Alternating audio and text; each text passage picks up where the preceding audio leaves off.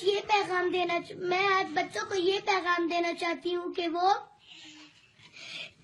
یہ نہیں کہ وہ لوگ جنت میں آسانی سے چلے جائیں گے، یہ تو نہیں، پہلے غریبوں کی مدد کریں گے، پھر نماز پڑھیں گے، پھر اپنی امی ابو کی خدمت کریں گے، اللہ کی عبادت کریں گے، اپنے بڑوں کی ہیلپ کریں گے، اور ایسے ہم جنت میں جائیں گے۔ جنت میں تو ہر چیز فری ملتی، بٹ یہ کہ ہم اللہ کی ہیلپ اور عبادت کریں، اسی لیے ہم جا سکتے ہیں جنت میں۔ اور جو جنت میں نہیں جاتا، دوزخ میں جاتا ہے، تو اس کو اللہ پاک آگ میں سڑتے رہنا اور پھر ہم مر جائیں گے، پھر ہم کیا کریں گے؟ اور جنت میں ہم جنت میں مریں گے نہیں، جنت میں ہر چیز کی بہت بڑی بڑی نہر ہوتی ہے،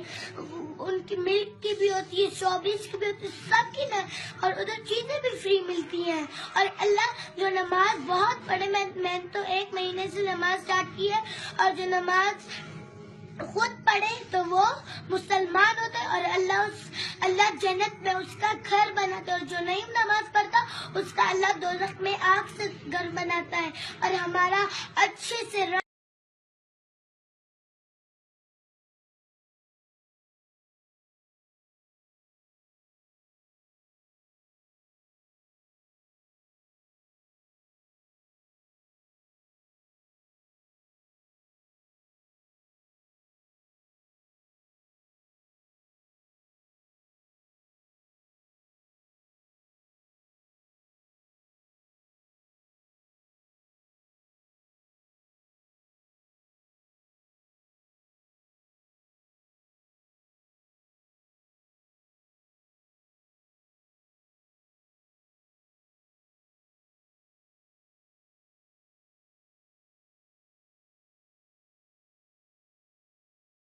لے جائیں گے، یہ تو نہیں، پہلے غریبوں کی مدد کریں گے، پھر نماز پڑھیں گے، پھر اپنی امی ابو کی خدمت کریں گے، اللہ کی عبادت کریں گے، اپنے بڑوں کی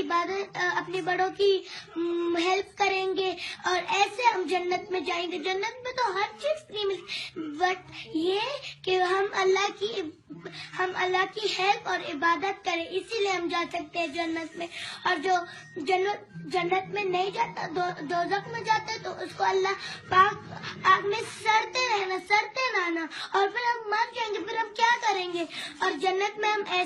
ہم جنت میں مریں گے نہیں، جنت میں ہر چیز کی بہت بڑی بڑی نہر ہوتی ہے، ان کی ملک کی بھی ہوتی ہے، شوبیز کی بھی ہوتی ہے، سب کی نہر، اور ادھر چیزیں بھی فری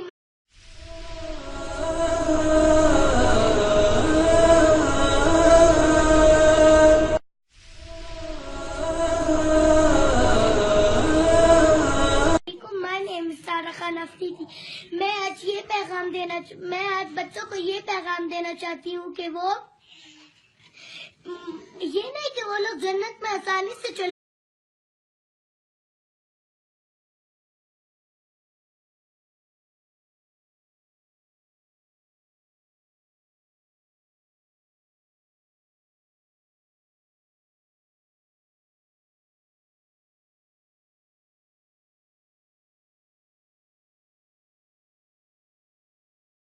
ملتی ہیں، اور اللہ جو نماز بہت پڑھے، میں تو 1 مہینے سے نماز اسٹارٹ کی ہے، اور جو نماز